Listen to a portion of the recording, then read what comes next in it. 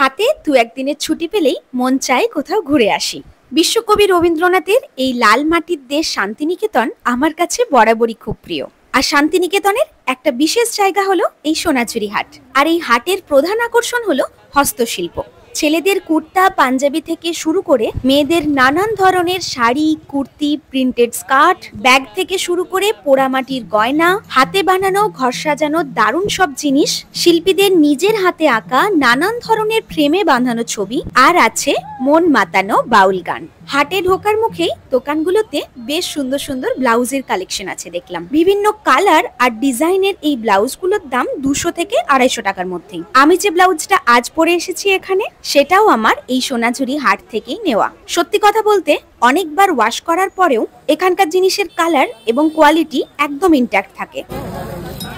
এটা কি দাম আছে? ওটা 380 টাকা। এই কুর্তাটাও আছে 380 টাকা। ওটা প্রিন্ট আছে, এটা স্টিচ আছে। এরপর আমরা এসেছিলাম ছেলেদের কিছু পাঞ্জাবি দেখতে। বিভিন্ন রকমের প্রিন্টেড এবং স্টিচের এই পাঞ্জাবিগুলো দাম 350 থেকে স্টার্টিং। আজরাক প্রিন্ট, কাঁথা স্টিচ, বাটিক প্রিন্ট সব ধরনের প্রচুর কালেকশন রয়েছে এখানে। আমরা র্যান্ডমলি ঘুরে ঘুরে সব দোকান থেকেই মোটামুটি জিনিস দেখছিলাম। ছেলেদের প্রিন্টেড শার্টগুলো ছিল 200 থেকে 250 টাকার মধ্যে। আগেই তো বলেছি এখানে কাপড়ের কোয়ালিটি এবং কালার সত্যিই খুব ভালো হয়। একসাথে 2-3টে জিনিস নিলে একটু বার্গেনিংও করা চলে। সোনাঝুরি হাটের এই ধরনের কালেকশনগুলো আমি অনেক বুটিকেই দেখেছি, তবে সেখানে দাম প্রায় ডবল। সোনাঝুরি এলে রেগুলার ব্যবহারের জন্য এই ধরনের কিছু কালেকশন তোমরা স্টক করে রাখতেই পারো। এত জিনিসের মধ্যে ফাইনালি কয়েকটা জিনিস পছন্দ করে আর একটু বার্গেনিং করে ভাই আর রনিকের জন্য কয়েকটা পাঞ্জাবি আর কুর্তা নিয়েছিলাম।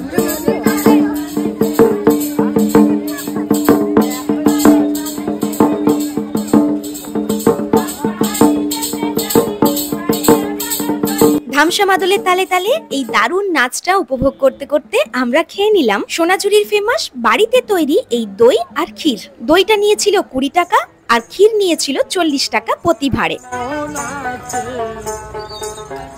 এরপর বাউল গান শুনতে শুনতে আমরা আরো কিছু টুকটাক কেনাকাটিও সেরে নিলাম। এখানে কম দামে দারুণ সব শাড়ির কালেকশন রয়েছে। হ্যান্ডলুম থেকে শুরু করে কাঁথা স্টিচ, পিওর কটনের নানা রকম প্রিন্টেড শাড়ি থেকে ইন্ডিগো শাড়ি সব ধরনের রয়েছে এখানে।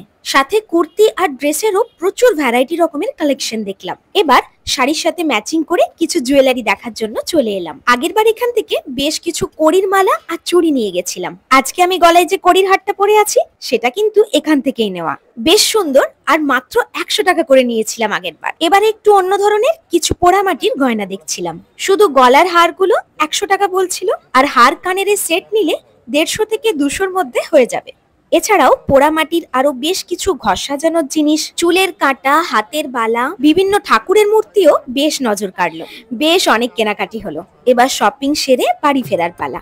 আজ কি কি নিলাম একটা ভিডিওতে আমি তোমাদের অবশ্যই জানিয়ে দেবো।